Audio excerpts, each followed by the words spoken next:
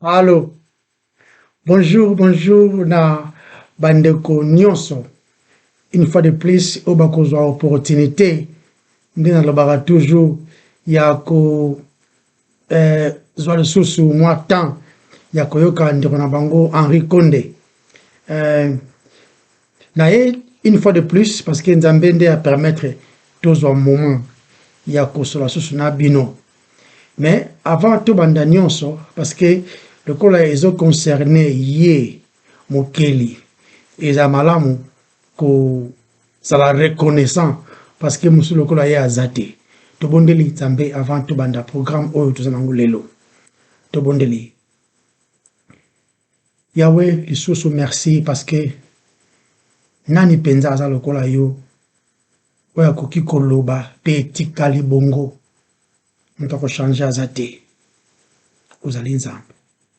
Merci même pour la journée à lelo opesi biso ndeka makomi lobi lelo nde mokolo opesi esengeli na biso ko sepela na mokolo wango.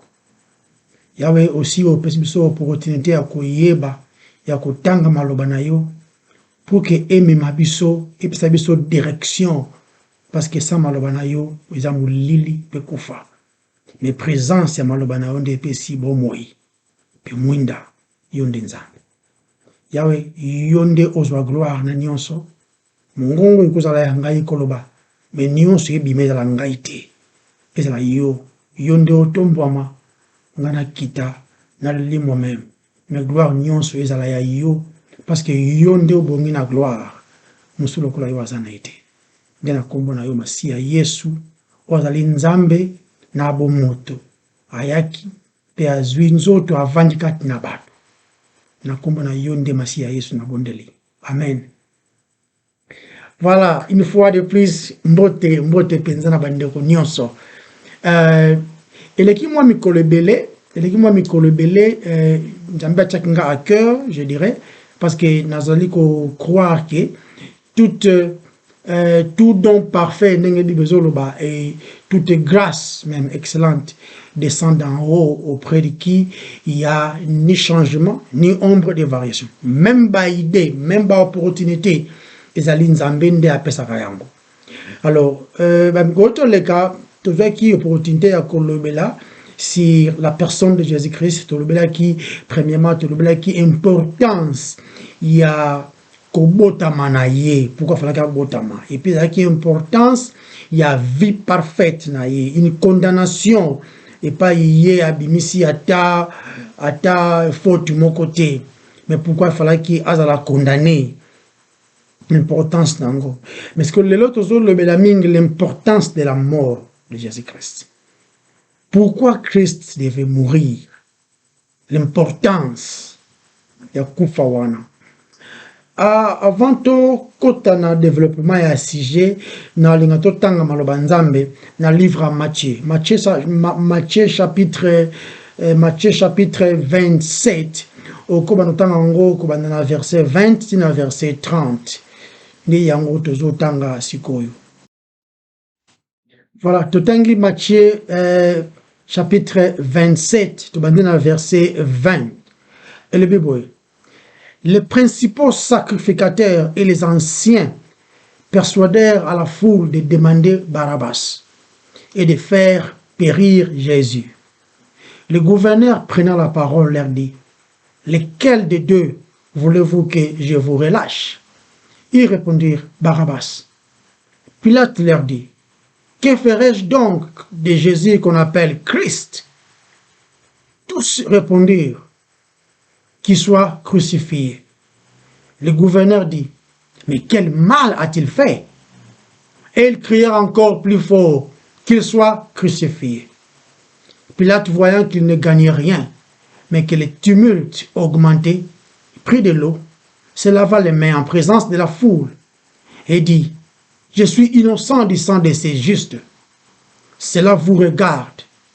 Et tout le peuple répondit: que son sang retombe sur nous et sur nos enfants. Alors Pilate leur relâcha Barabbas, et après avoir fait battre des verges Jésus, il les livra pour être crucifié. Les soldats du gouverneur conduisirent Jésus dans les prétoires et ils assemblèrent autour de lui toute la cohorte. Ils lui ôtèrent ses vêtements et le couvrirent d'un manteau écarlate. Ils tressèrent une couronne d'épines qu'ils posèrent sur sa tête et lui mirent un roseau dans la main droite. Puis, s'agenouillant devant lui, il les rayait en disant « Salut, roi des Juifs !» Et il crachait contre lui, prenait le roseau et frappait sur sa tête. Parole du Seigneur. Parole du Seigneur. Na maloba oto kotanga na verset 27. Okokipe komipesa no permission kotanga ngo nyonso. Ezakoto malamu pona ko méditer pe. Alors, awa ezolobela les derniers moments. Les derniers moments, il y a vie, il y a notre Seigneur Jésus. Awa na mokili assez. Alors, nakokenda na ba détail nyonso penza te na kolobela ngo d'une manière globale parce que tozolobela vous se souvenez la mort, l'importance de sa mort. Alors, ben, évidemment, on est allé couvrir, ils ont couvrir nyonso oyo, ils ont landela concernant liwanae.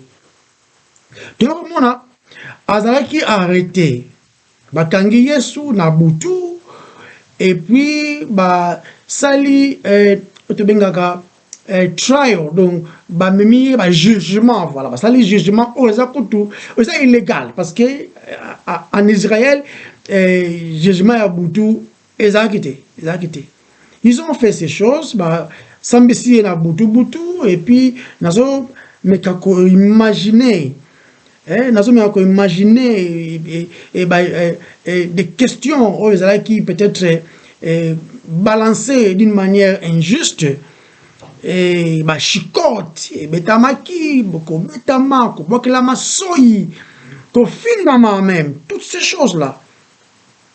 Donc, on a dit comme une tongo, et bien évidemment, on continue, et ça dit que, kolemba, izalaki, à l'été, bouton bimba, à l'été, donc fatigue, wana, nanzotu, nanzotu, na, et ben, insult, et pas. Mais na nyonso, wana, izalaki, très surprenant, izalaki, a gardé silence. À l'objet et l'autre, il n'a pas répondu. C'est vrai, il y avait des questions du genre, mais est-il le roi des Juifs? Est-il le Messie? Juif, na ba question à modèle wana, après ça qui va réponse. Maintenant, ba accusation aux alliés portées contre lui. Après ça qui réponse à Tamukete. Wow. Après ça qui réponse à ta mukete. Est-ce que na examination ya ba juge bango moko, ba pharisiens, ba scribes et tous ces gens, même ba principaux sacrificateurs, na examen na bango pour ba trouver faute. Ba monite, faute ezate. Même bato ba yaki même pour na komema bato ba yaki pour na komema enfin témoignage, il y a le coup tapé. Et simbité. De ba moni que faute qu'on n'est pas net, mais ba qui n'est pas Pilate comme étant lui étant le juge suprême, il y a contré wana pour que apporter une décision. Alors ba pesi ba accusation et belé Pilate alors qui peut confronter la bande na écoute moi ce n'est aye bise que tout tala kokota makambo te ponga na souffrir na butu moi si appelé tout aye ba moi bi que asa innocent na souffrir mingi pour na muto ya innocent oh kokota makambo te Pilate azala qui peut na confusion peut-être hein. Parce que, alors, il a examiné mon na présence na bino et puis je n'ai trouvé même pas une seule faute. Oh, il s'est dit que Yé a mérité l'Iwa. Il n'y avait pas une faute. Il s'est dit que Yé soit mérité l'Iwa. C'est quoi? Faute, il mérite l'Iwa. Il a quitté. Il n'y avait pas de faute sur lui. Il a quitté. Nyon soya Yé, il a quitté juste. Mais ce que tu as remarqué, nous n'avons pas toujours, dans l'occasion où nous aurons un nazwaka. na le système juridique de ce monde où nous vivons. Ce qui va même au tribunal et qui va s'ambitier. Après avoir que s'ambitier, va prouver que Moutouana est innocent. Va prévenir et se pointer que Moutouana est innocent. Dans la logique, il y a justice. Il faut que Moutouana akende free, akende parce que bon déclarer coupable, il faut akende. Si Yesu was la seule personne dans l'histoire de l'humanité, dans l'histoire de l'humanité, Oyo a sami publiquement, dans la sécurité, a sami publiquement, et puis a déclaré non coupable par les juges suprêmes. Il a contré le gouverneur, bien sûr, qui était Pilate. Na publicité wana, na polele owane salemaki. Fallait quand même dire que non, bon papa, to même qui awa limbisa pour te beti yo, to salisi yo boyeke na yo. Mais non, non, bien que innocent, mais accueilli kozwa punition o ezala qui destiné na ba obazali 100% coupable. Il y a une punition au Yéazui. Mais pourquoi kozwa punition wana? Remarquez. Tant que na croix de Golgotha. Nami yibi oyo bango ba pembeni na ye. Moi reconnaître que biso to mérité kozala mais yete. De même yibi ba reconnaître que ce monsieur aza innocent. Même yibi ba reconnaître ngo. Pourquoi il se faut faire alors?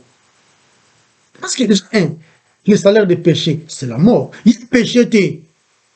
Bon, quand le jugement a bino, vous examinez, bino, mon gars, bini pega innocent.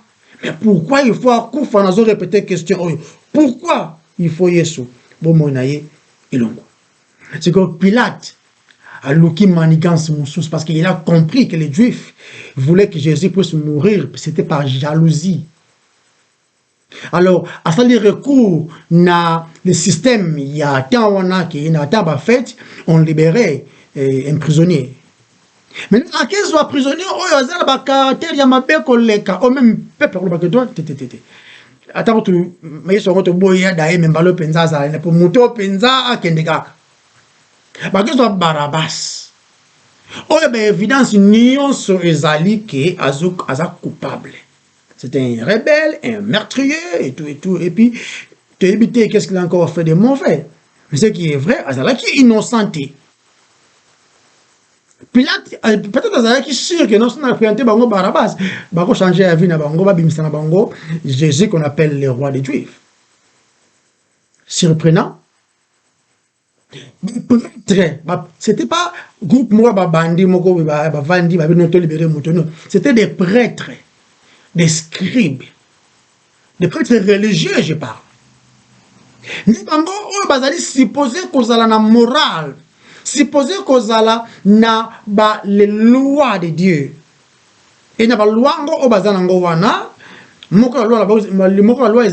la juste, on a la solo. Vous constatez.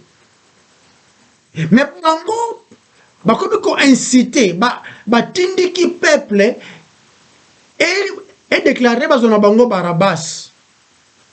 C'est-à-dire que va pousser le peuple à commettre ce qui est injuste. Des prêtres religieux. Bango ba tindi ba foule wana iganga kino bon libérer Barabbas. Et puis pire encore, Pilate pose la question, mais si on a libéré Barabbas, mais si on moto, si on a ça, nini. Non, ça, nini. Ote, makila na ye. Do ba anticiper ko to ba ide ya Pilate. Makila na ye esopana na biso na bana na biso. C'était une malédiction. Alors, mutu moko abisaka oh non, ezaki makila na ye, il faut esopana na biso pour nous purifier. Écoutez. Vous avez ma purification, Juif bazo déclaré. Juif bazo prendre responsabilité. Babima meurtrier, makila na biso, makila na ye ekouya na biso. C'était une punition, c'était une malédiction bami tchelaki. Là, il faut akufa. Il faut akufa. Il y avait beaucoup de moyens pour boire. Il y avait beaucoup de façons pour boire. Bako commencer par lapidation, bako beto mabanga et puis okufi. Bako beta ope machette na mutu, balongoli ope mutu, décapité comme il y avait baka qui est belé, il y a James, Jacques par exemple. Mais balobi te akufa na mais azala crucifié. C'est quoi l'idée de la crucifixion? Il y a l'idée de la crucifixion. C'est ça que c'est une façon Romain instaura qui système na bango système moko et le système bango zala qui la qui ça comment ba ko traiter ba rebelle. Tous ceux qui voulaient se rebeller contre le système romain boyende to traiter bino. C'est ce qu'il faisait. Donc, c'est que bako longolo bilamba batiki openta bolumbu exposé na la place où peut-être batu bayebi yo ebele parce que bande ko défier bango. Et puis batie wana ba pendre wana batu ba oleka ba mona ka yo bande ko défier le système en place. C'est ça. Il y a un moment où tango ba tcheye sur les couloirs les juifs ba le kawana ba bazuni sa même mutu vraiment bazolo ba yo bikisa batute mais bikisati kita tout à l'heure même temps so bela eli ba to ça là tout monde non so ele ko ya bikisa e c'est que ba li ba humilier non seulement kufa mais on va humilier pensa parce qu'il y a dédain parce qu'il y a donc un quatre bango contre la personne de Jésus-Christ. Il y a un peu qui va kende na tina modèle wana. Yesu fois à la crucifié. Makila na il faut etanga. C'est comme on dit. Miso esalema conformément na plan ça. Conformément na plan na ye. Dans le livre Isaïe, dans le livre de Deutéronome 21, dans le verset 20, dans le verset 23, parce que et c'est pas que dans le livre mais c'est une façon aussi à encourager Batu Kotanga. Deutéronome, chapitre 21, dans le verset 20, dans le verset 23. Maudit soit celui qui est pendu à l'arbre. À la mama be oyo ba chena nzete oyo donc ko hang en anglais ne bande ba en anglais de ba pendre yo et maudit soit celui oyo ba pendre wana. C'est que Yesu a commis ici malédiction pour nous. Donc complètement le banzambe. J'aimerais vous te placer dans le livre Galates, chapitre 3, verset 13. Il parle la même chose. Maudit soit celui qui est pendu à l'arbre. Dans l'ibaya, à la maudit. Donc Jésus a commis ça qui malédiction pour nous. Pour la biso.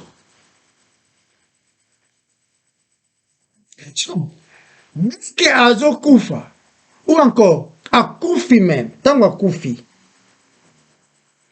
surprenant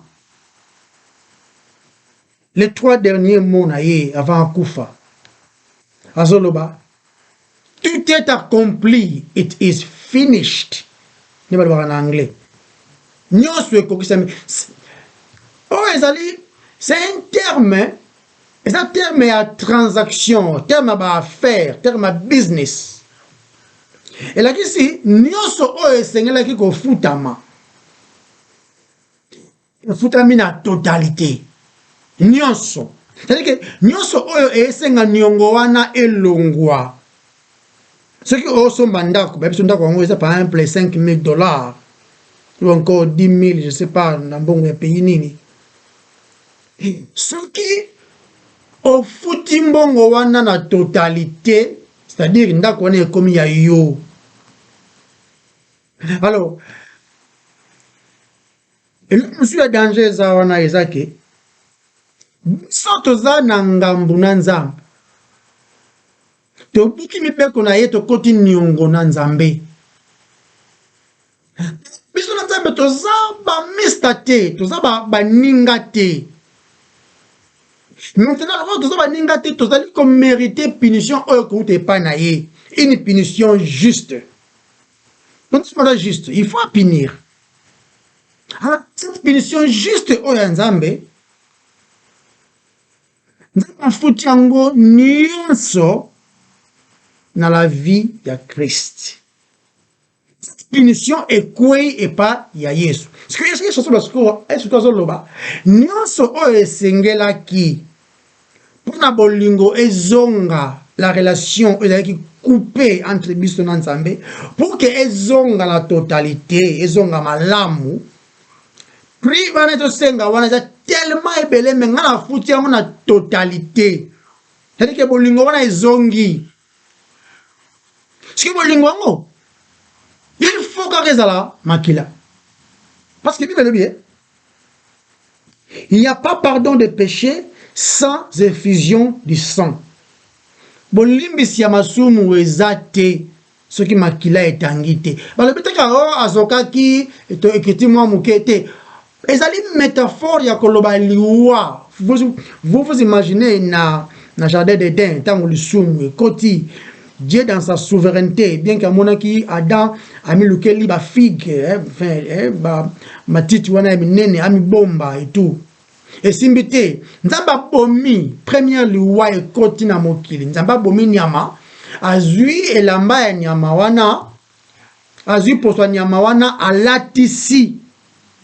alatisi bango image kaka ya Christ, justice kaka ya Christ et ko couvrir bolumbu na biso et pas Nzambe. Quel est Christ? De la question makila, et la question vie, il y a un qui prie. C'est quoi azokufa? Formellement na maloba oyo komamaki des centaines des années. Scénario nyon se fait kokisama. Même koganga. Pourquoi tu m'as abandonné? Nyonso wana ezalaki et comment qui avant les années. C'est que akufi agangi maloba wana et puis il rend son âme. Na ebete na mukleso so kiza na mutu oyo aloba yango qui entre tes mains je rends mon esprit. De rester na ni nyokolongo na mukili oyo. Nzambe aza malamu penza. Mais akufi mais ça a le contrôle pour dire qu'il y a Nzambe. Il y avait un soldat romain, un centurion, centurion qui est en charge, il y a une centaine de soldats. Il y a dans le Congo à tuer dans mon panzi. À tuer mon Congo dans mon panzi, mai pe makila e bimi. Mais à un contrôle l'événement parce que on appelle comment qui non on Zacharie Zacharie chapitre 12 verset 9 à 10 Zacharie chapitre 12 verset 9 à 10 bakotala na oyo bachubilitunga likonga. Ils vont regarder, ils vont poser leurs yeux sur celui qu'ils ont percé. They will look to the one they pierced. En anglais. Baotala yete. Baotala. Donc, en couf, mais en contrôle. Sanzambe. C'est quoi? Makila wana oyo. Et sopanaki. Ou encore cette vie. Oyo il faut elongwa. Nengi bisoba cut off. D'ailleurs, couper du monde vivant. Couper même. Makila wana il faut esopana wana. Yango zala ki les prix même il y a rédemption. Les prix de rachat, il nous a racheté. Vous avez été racheté pas à prix d'or ou encore d'argent, des choses qui sont périssables même mais vous avez été racheté par le sang, un prix, le sang précieux de Jésus. Un fruitami, ils ont rançon. Moi, tant que ça, la table du Seigneur, la table du Seigneur. Et ils se sont là-bas. Tant que ça, ça bango vinu. Alors bibo mela. Oza makila langa sopani poni. Pona bolimbisi ya masumu na bino. La rémission des péchés. Masumu de kaboli biso na nzambe, lisumu kaboli biso na nzambe. Bible dit tous ont péché et sont privés de la gloire de Dieu. Tous. Même pas un seul oza malamu. Amekati. Amek. Même pas un seul. N'amenez pas. Peut-être que oh non, mais j'étais n'allait passer té. Bien. Tous ont péché et sont privés de la gloire de Dieu. Ouf.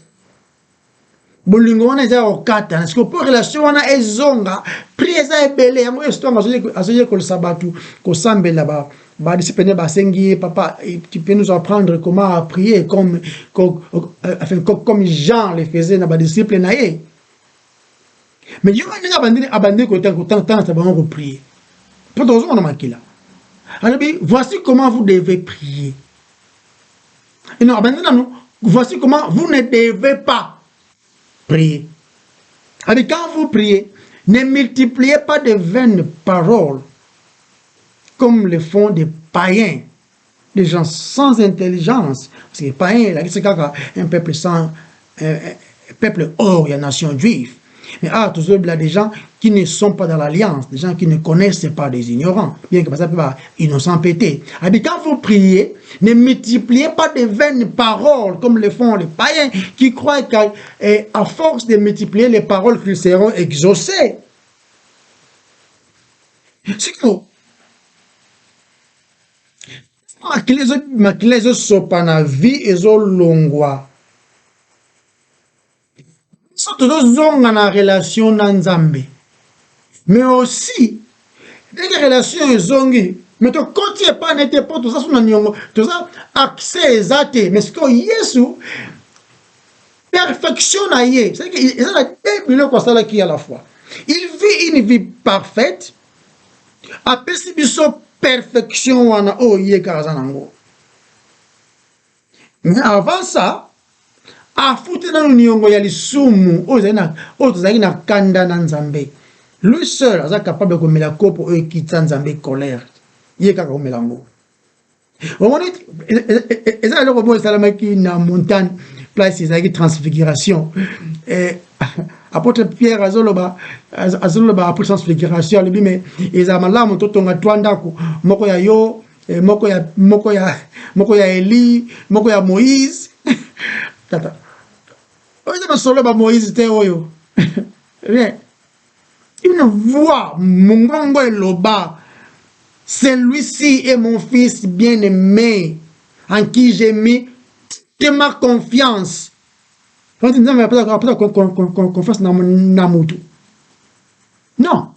celui-ci est mon fils bien-aimé, en qui j'ai mis toute ma confiance. Écoutez-les. Boyokaye. Na Yesu kama kambona izali. C'était le prix de rachat. Nyonga futami. Azoye ko saba disciple na ye non na badegi moi si jango juste car pour introduire. Côté murazoloba, limbisa biso nyongo, pardonne-nous nos offenses comme nous pardonnons ceux qui nous ont offensés. Nyongo. C'est tous les jours que nous avons nyongo na nzoto ibiso batu. Mais heureusement makila na ye est capable de couvrir ba nyongo nyonso. Bible dit là où les péchés abondent, la grâce surabonde. Si on est là, ignorant mususu, on ne dit pas que nous avons parce que comme nous avons un problème pas en Zambie. Ce que ça me bango, aux autres quand pensa na zo bango avec beaucoup d'amour. Zala problème nanga peut-être au gagner na open procès. vous avez un problème dans Nzambe, c'est dangereux au Saranate. Tant que vous allez représenter Nzambe Mabé, si vous représentez Mabé, c'est un problème. Si vous représentez Nzambe Mabé, et puis tu continues à le faire, mais je ne sais pas si ça va déjà moi mise en garde, mais tu continues. Pour les gens, bande de moutons, oyo, bazo landaka yo aveuglement, bazo lobaka ba amen na makambo oyo eza na nzela te, tu crois que les autres ba approuve. Nous avons aussi plaît bino. Oh le ba mabezanga tina. Bo prière makambo susu eza na nzela te. Par exemple les autres bazo sambela, tobeli makila Yesu na bandako na biso, couvrir bituko na biso. Et dans la peinture te makila Yesu. Bon, couvrir on a ba voiture na bino, tina ba lutu bandako na bino. Écoutez. Et puis on a dit Nzambe donc ça dit papa moi ça na ko mo à Londres quoi. Pour bo sakana na kayende ngwana. Makila Yesu beaucoup pas kola na ba ndako. Parce que moi surtout na ba ko commerce ngo bana na bango. On a melesi bana na ngai makila Yesu. Il y a une vitamine B complexe, quoi. B comme une inhabité. Et comme il kille, bien. Vaccin, gâte. Le sang de Jésus, c'est là qui les rançon. Pas pour tout le monde aussi, hein. Pour beaucoup. Pour baron de Maende. Mklaish, salam, salawana. Et ça, so une peinture comme ma bé qui est comme peintre c'est pas l'autre na op comme yakala tala qui est sur ma l'autre musos na banzungu musos otia ko ya ko bela makila Yesu et ya ko couvrir ba l'autre na yo na ba nzungu na yo na ba garde-robe na yo na ba peinture bokena ba peinture la voiture ba voiture no peinture musos il y a recouvrir la voiture, na na makila Yesu. Ça niveau ignorance mo na habité à modèle ni. Pas tout le monde peut, ba li peut roter à kakaka. Allez go bon de la publiquement ah le sang de Jésus il couvre biso. Et la rançon. Non so bande ngol sos. Et la rançon payée pour racheter biso. Nzamba osenga te ba 2%, ba 3%, ba 100%, asenga so ba 90%. Nzamba so demander, ça demande. So pesité au kufi, so pesité na bomi. C'est ça non? Ce que nous sommes ezali payer na totalité, il faut punition ezala la totalité. Nde Yesu na bolingo oyo Nzambe alakisi na biso. Azui punition wana na totalité. Ne biso tozwi miséricorde auto mérité. Ofita nyongo wana teze belé trop. Afuti nyongo wana na biso te, biso si ba ariango te ya ba miyibi, ya ba bandi, ya ba teti, ya ba ndumba, ya ba menteur. C'est nous qui méritons les péchés, qui méritons la mort par lui. Parce que la substitution, Barabbas, il faut vivre. Barabbas, sa vie dépendait de Christ. Parce qu'il faut vivre. Il faut que mon corps soit condamné à sa place. C'est lui qui méritait la condamnation. Et ça, on dirait que chose dans moi, d'être de même. Mon corps est propre, ma casse, parfait. Et l'autre là, aux années, il se moque, Koufal, le katana, ça, tu as boité, il y a bien te banni. Ça, c'est au bon moment. Il va dire au hésiter, au Yamabe. Mais Jésus a parfait. Alors, bas scribe, bas pharisien, bas souverain sacrificateur, bas examiner par mon fautité. Bah y même na jugement ya mokili, le jugement suprême même ya côté wana. Ba mon fautité parce que anio wana oyo parce que ba musu ba utilisaka verbe oyo ba utilisaka passage oyo zolo ba tant ba na bo l'Égypte. Il y avait l'agneau, il faut pas bon afin ba chima kila wana na ba lento. Ezaki image qui ba ndaku wana pe ceux qui maquillent là qui té na ba lento wana ils allaient mourir aussi. liwa pe ngeza la peine parce que bango baza na bango pe juste pété baza il méritait la mort mais makila ya niwana et ben ko représenter kaka les neti punition a aussi les qui passe over passer outre de punition que les choses a déposé l'équipe passe moko déjà nzamba juste à punir yo deux fois je le répète encore nzamba juste à punir yo deux fois précieux fouta maki déjà sous nena roba comment mutu on a yebi qui m'a soumné limbisan on a yebi qui a ça sauvé ça va ka posséder nazobelela na telemeli limono soto o eko lokanga na butu kana banda eko lala ba esprit satanique o eki ba kanga pesa na prison butu. C'est que vous n'avez encore rien compris. Vous devez vous taire quelquefois. Votre terme, on va penser avec beaucoup de fermeté. Vous se taire. Et puis avec beaucoup d'amour, vous se repentir. Et sinon, vous faire face dans les grands rois.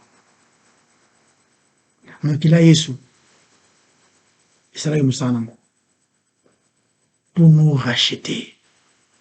Biso ba miyibi, biso ba bandi, biso ba voleur, biso ba kulunu, biso ba ndumba. C'est nous qui méritions la mort, pas Christ.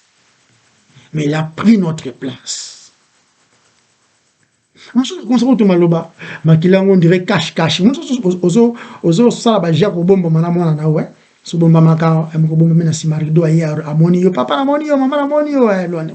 Nous comme ça, on dirait la vie chrétienne Ezaka, on dirait guerre moroto sala contre Satan, et guerre en gros la seule place na go bomba et ça makila Yesu.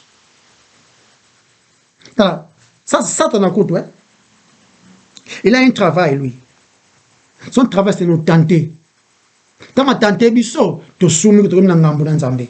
Parce qu'il n'a pas le pouvoir à condamner biso. Asa ngote.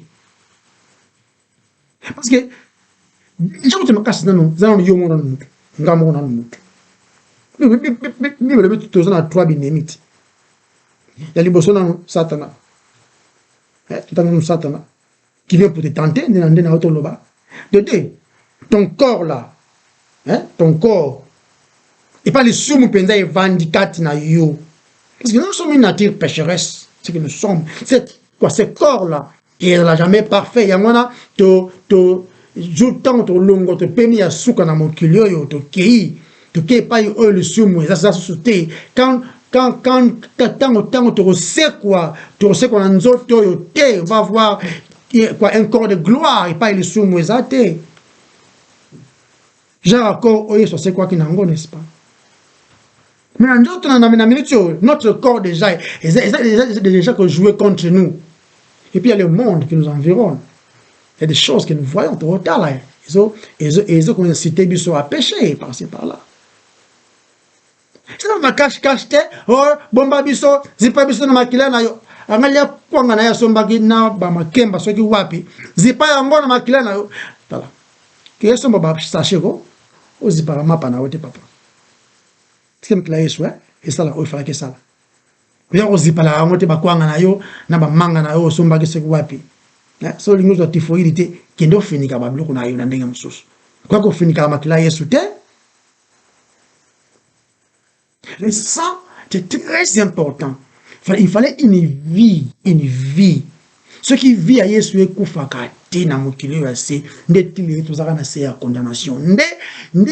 Et fait il y a les soumou eux memali wa pe condamnation nzaka kanabiso mais heureusement yendaye alongolingu ya liso alongoliango il a effacé même l'acte dont les ordonnances nous condamnent par son sang qu'il l'a fait par son sang nous avons racheté biso de zongi bolingo wana ipa nzambe. Donc, personnellement, on a répété avant peut toujours. On a possédé.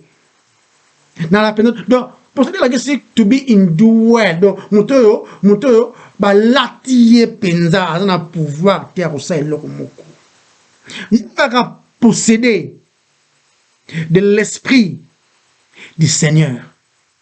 À posséder de l'esprit de la lumière qui est Christ.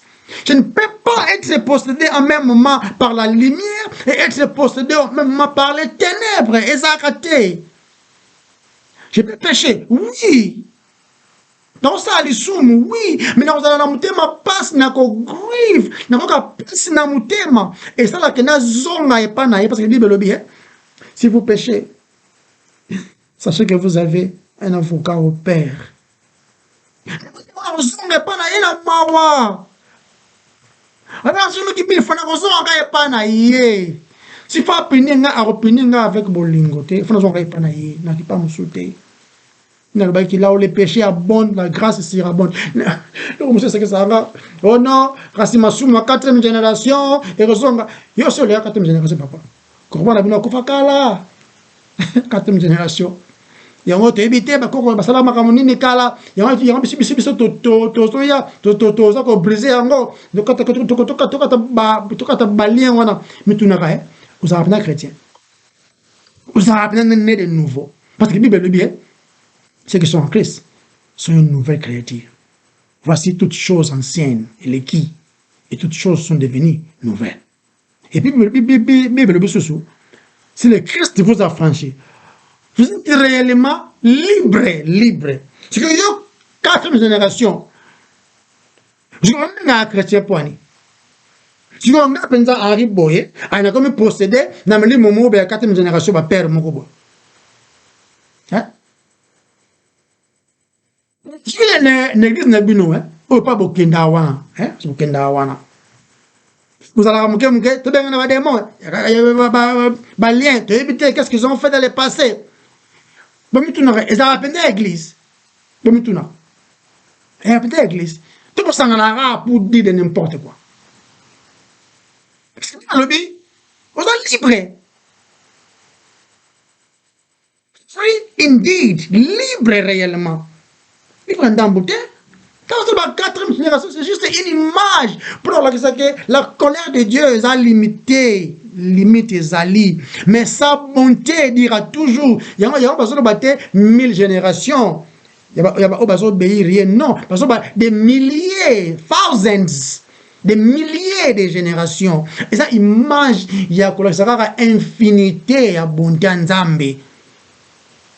Parce que père, nous, ça qui pasteur. Yo zara ozara 2e génération kakati. Ce qui se fait au lingo ya Nzambe na père na bino ezalaki à 1000 générations. De bino tout vous a automatiquement qualifié que lolati. On est le ça sauvé te casse. Ce sont 1000 générations. Hein? Incompréhension oyo. Il y a la valeur, il y a le roi à Christ. On va comprendre mon thé. On va te comprendre rango. Que tozongani bolingo na Nzambe makila Yesu musala ngofu esala salamaki. Si tu continues à douter, tu n'es pas encore sauvé. Si tu continues comme le délivrance na yo et que non na yaka le délivrance na ngai na nekanga to ke mukuto ke na mukomo susu. Le sang de Jésus, la vie parfaite de Christ na lo bageli boso. Et ça c'est vital que yeka kaza capable ya ko sauver. Le salut est en aucun autre nom que dans les noms. Seulement le nom de Jésus-Christ. Seulement le nom de Jésus-Christ. Na comment Kimbangu te rien. Kimbangu il a vécu, il est mort. Au contraire, à oser la rappeler, mon collègue pas assez quoi, à rendre compte. S'il a crié en Christ, à oser sauver ce qui était, il sera aussi condamné. Babranam te. Oh maman, comment dire? Qui pas vite. Peut-être il a existé. Elle a existé. Il n'y a pas un ciel pour les Congolais. Il n'y a pas un ciel pour les Angolais. Il y a seulement le ciel pour ceux qui sont rachetés. Vous comprenez? On dit des Noirs. Azakate. Il n'y a pas un ciel pour les Noirs, un ciel pour les Chinois, pour les jaunes, pour les rouges. Exact. Ça va illusion. Christ est le seul qui puisse mourir, donner sa vie en rançon pour ceux qui vont croire en lui. Et ceux déjà aussi, au foutamela qui nyongo wana, au croire en vous. C'est une science de la vie. Au yeka kopé ça. Vous me soutenez? Vous me soutenez? Parce que avec ça, il y a une maladie, nous va passer mettre si nous sommes guéris. Tala. Dans ce matin, nous avons une malaria, une tibère, une typhoïde, un coronavirus. Il y a un truc on parle du péché, c'est ça la plus grande maladie, les péchés. Et que l'on voit dans mon tuyé moko. Le peuple sur qui est invoqué mon nom, s'ils s'humilient, prient, cherchent ma face et se détournent de leur mauvaise voie, je guérirai, je bénirai, non? On a des péchés ici. Mais c'est surtout s'humilier, to ye pa na ye na kondima nyonso. Sachant que masumu na biso yesu afutela yango nyongo, to ye ko reconnaître yango epa na ye, nde to accéder na pardon wana, to accéder na miséricorde wana. Nzamba ko beni biso kaka en Christ. Na ba kimbangu te, na ba kimpavita te, na ba branam, ceux qui ba Dieu de noir. Ma clé est très importante pour l'anga. Il faut que puisse la musala. Croyez en lui. Sinon, on démiliété. Puis, moi, ça a été pour la forme, la voiture, c'est bien. Et même, pas il faut aucun. Mais, chaque temps, ça peut se repentir. Et puis, on peut venir par naïe. Sinon, mais bon, ça la moro, chèque. Il y a un foot à Nyongwana. Ça juste.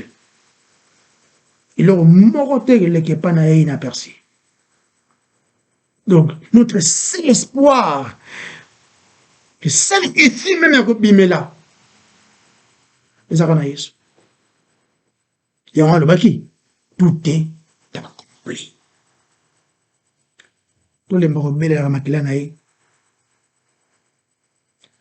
dans Bilamba, dans Loutoua, tout l'emba, c'est tout. Tout l'emba. Sortez à Ango, Tika. Sortez à Bongo. Dans ce bon de l'eau, Tika. Hein? Sauf dans la 4e génération. Le corps lui comprendre ce que cela veut dire. C'est Makilana, il est capable de couvrir même Masoumoza, il est 4e génération de son sang est tellement précieux. Au point que, voilà, mon sur mon kilo et qu'on n'a même pas la Makilana. Avant ça, la personne que Dieu cherchait ne fut trouvée qu'en Dieu lui-même. La personne que Dieu cherchait ne fut trouvée qu'en Dieu lui-même. Nzamba pour lingo, ami fouté lignongo. Oh, monsieur de Kou foutara jamais. Et puis après Sibiso, Lamba Pembe, sa justice, pour que tous allons accepter Panaï. Et ça va Yesu. Moko tako salango. Yesu kata. Tika nzamba zo lokum, parce que yende, azali, ou fois la kaka, azanzambe. Le coup nyonso zongi Panaï. De tout monde. Amen.